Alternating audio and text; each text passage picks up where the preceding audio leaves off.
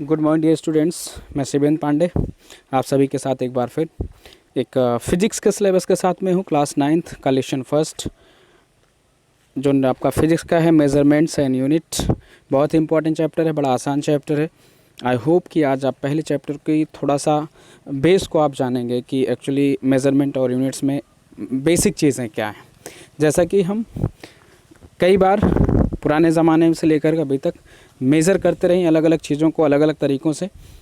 पहले तो standard unit नहीं हुआ करते थे, अभी स्टैंडर्ड यूनिट्स आ गए हैं। तो जैसा कि पहला आप लेसन देख पा रहे होंगे, measurements and experimentation, need of unit for measurement. याद रखिएगा, need for unit for measurement. याद रखिएगा, मेज़रमेंट के लिए एक यूनिट की ज़रूरत ज़रूर है। बिना यूनिट के चीज़ों को हम क्लासीफाई नहीं कर सकते, राइट।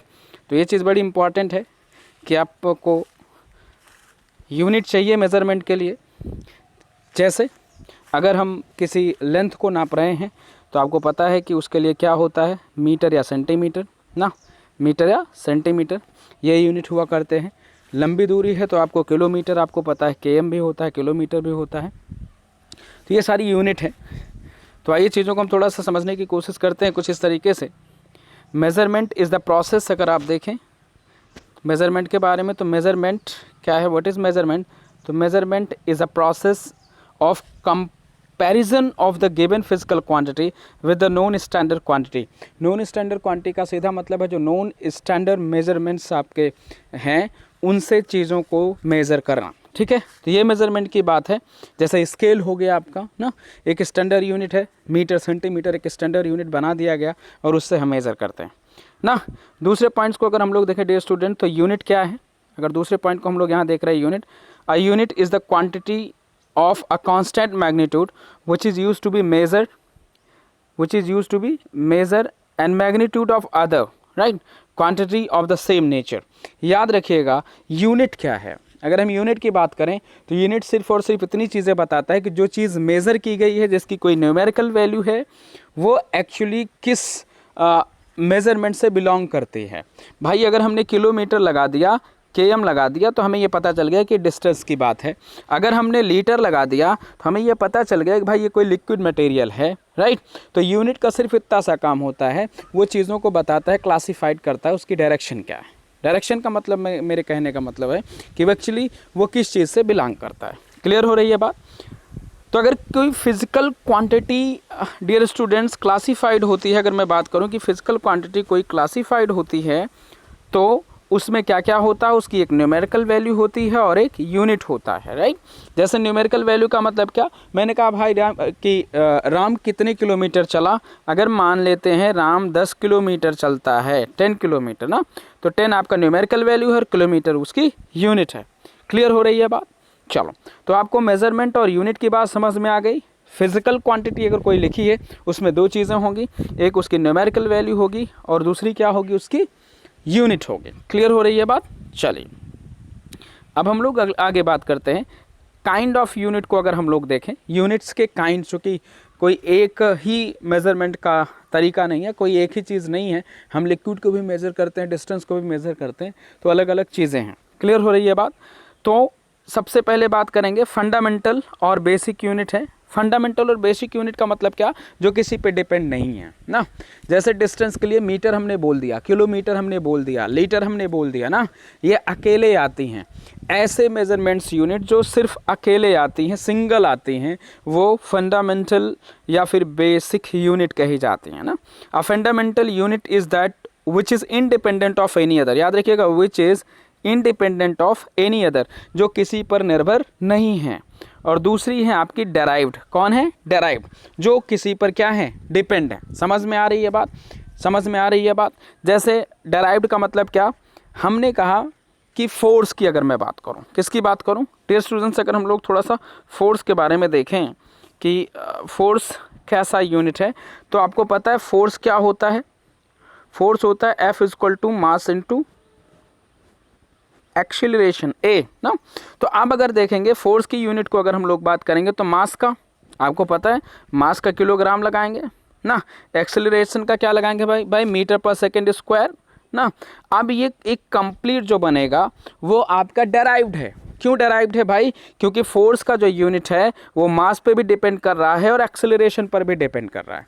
किसी क्वांटिटी, कोई भी फिजिकल क्वांटिटी अगर किसी दूसरे किसी दूसरे फिजिकल यूनिट्स पे डिपेंड कर रहा है तो वो डेराइव्ड, ठीक है। तो फाइनली उसकी यूनिट कैसी होगी? डेराइव्ड यूनिट होगी।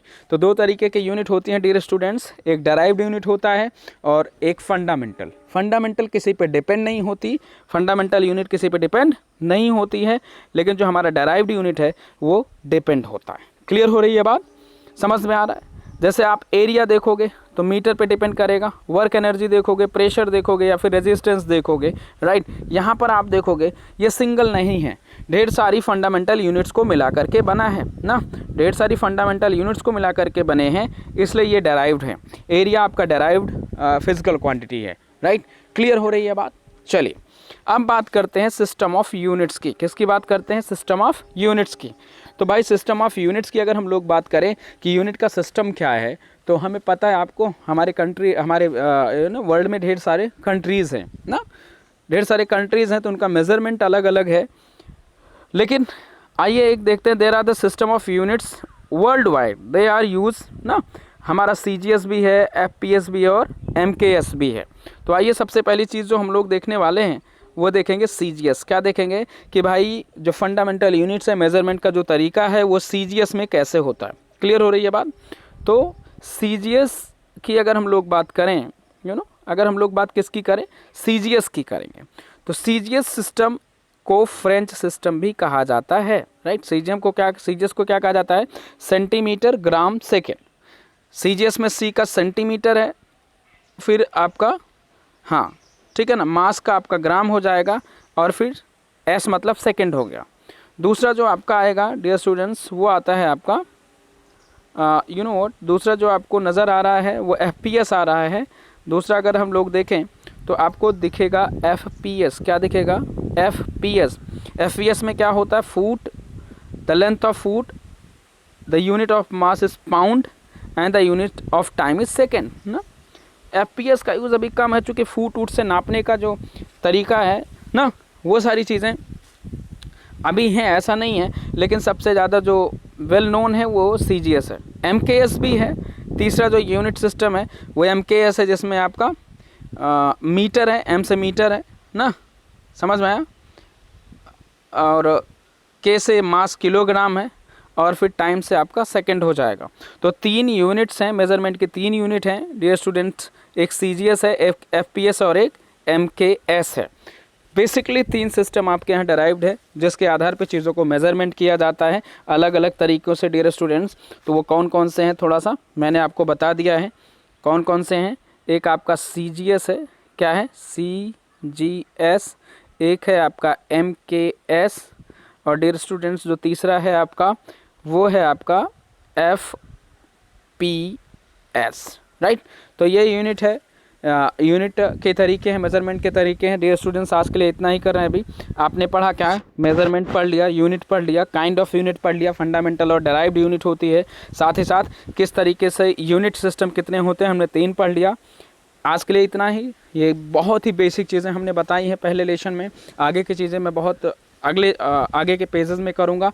तब तक के लिए I hope so you will enjoy the video, you will get the knowledge about the physics also, you will get actually the energy for learning the first lesson. I'll see you in the next video. Till then, have a nice time all.